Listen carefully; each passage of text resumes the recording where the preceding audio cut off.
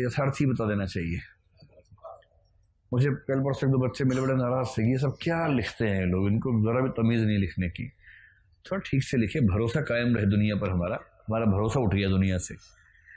तो इसको हम यूँ समझते हैं जैसे आपने यही सच है कहानी पढ़ी है ना। यही सच है पढ़ने से पहले, लड़कों से पूछ रहा हूँ मैं, ऐसा लड़कियों से नहीं पूछ रहा हूँ, क्योंकि वो कहानी लड़की के बारे में है, इसलिए। यही सच है पढ़ने से पहले क्या आपको लगता था कि लड़कियों के मनोविज्ञान में इतनी हलचल होती होगी, या आपकी राय थोड़ी सी अलग थी इससे हैं? थोड़ी बहुत अलग थी, लगभग वैसी थी। व्यक्तिगत अनुभवों के आधार पर आपकी राय ऐसी बन गई थी, कोई बात नहीं। लेकिन बहुत सारे ऐसे विद्यार्थी होंगे जिनकी राय ऐसी एकदम नहीं रही होगी। उनको लगता होगा ना ये तो आदमी गंदा होता है, लेडीज तो बहुत अच्छी होती हैं, उनके मन में ऐसा नहीं होता है। अब यही सच है पढ़ लेने के बाद इसके दो परिणाम होंगे। एक तो कुछ व्यक्तियों पर आपका भरोसा उठ गया होगा, जो पहले जरूरत से ज्यादा था, है ना, वो थोड़ा भरोसा उठेगा, सामान्य बात है। लेकिन दूरगामी इसका परिणाम क्या होगा कि आप अपने जीवन में आने वाली किसी भी स्त्री से ऐसी उम्मीद नहीं करेंगे जो अवास्तविक है, जो असंभव किस्म की उम्मीदें हैं वो नहीं करेंगे।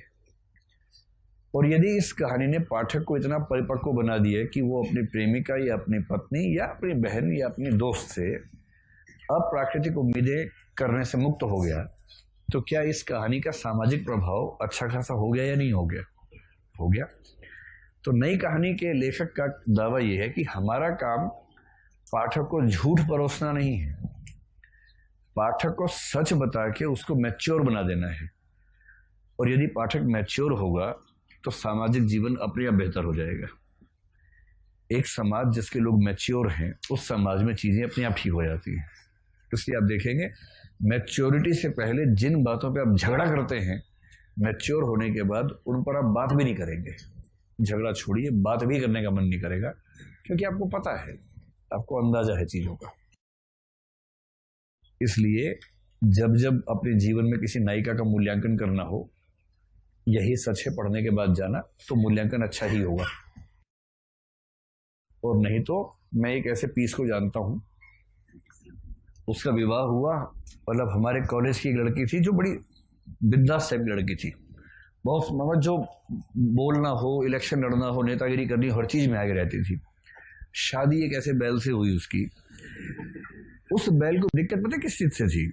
जो सामान कहानी का नायक है, कुछ कुछ वैसे समझ लीजिए।